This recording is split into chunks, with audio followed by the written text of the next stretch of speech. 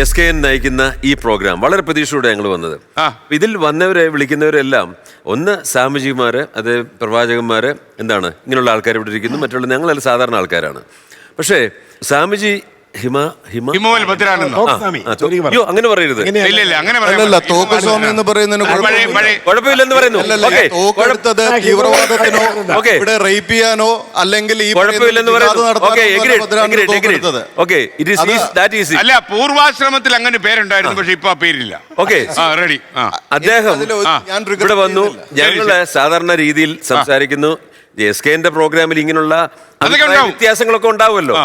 ഈ സ്വാമി എന്തിനീ ചൂടാകുന്നേ? ഇവരല്ലേ നമുക്ക് മാതൃക കാണിക്കേണ്ടത്, അല്ലേ? അവരുടെ ആത്മീയം ആത്മാവിനെ നിങ്ങള് ഈ പറയുന്ന ഇവിടെ മഴുവെടുത്തെറിഞ്ഞ് ഉണ്ടാക്കിയ കേരളം ആരുണ്ടാക്കിയെന്നാ നിങ്ങൾ കരുതുന്നത്? ഏത് കേരളം?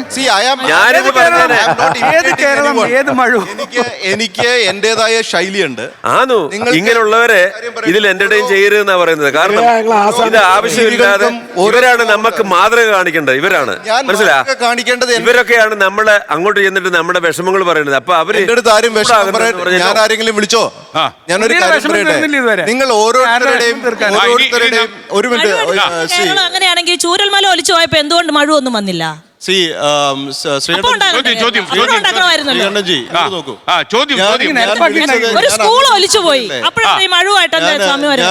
ഞാൻ ഇവിടെ വന്നത് എന്താണെന്ന്, ശ്രീകണ്ഠൻ നായർ എന്ന് പറയുന്ന ഏറ്റവും വലിയ യുക്തിയും അതുപോലെ തന്നെ ഐഡിയോളജി മുന്നോട്ട് വെക്കുന്ന ഒരു വ്യക്തി വിളിച്ചിട്ടാണ്. കേൾക്കുന്നുണ്ടോ?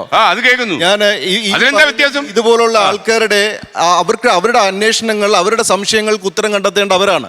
അല്ലാതെ കണ്ണി കണ്ട ഫ്രണ്ടിൽ പിടിച്ച് ഓരോരുത്തർ എഴുതിയിട്ട് അവരുടെ സംശയത്തിന് മറ്റുള്ളവർ ഉത്തരം തരണമെന്നല്ല. അവരുടെ ഉള്ളിൽ നിന്നാണ് ഒരു ചോദ്യം വന്നത്, അതിന് ഉത്തരം കണ്ടെത്താൻ അവരാണ് അതിൻ്റെ മുന്നിട്ടിറങ്ങേണ്ടത്. അവർക്കൊരു സാധനം കണ്ടിട്ട് കണ്ടില്ല എന്ന്, അല്ലെങ്കിൽ ഒരു സാധനം അന്വേഷിച്ചിട്ട് നടന്നില്ലെങ്കിൽ മറ്റൊരാളുടെ നെഞ്ചി കയറാൻ പോകരുത്.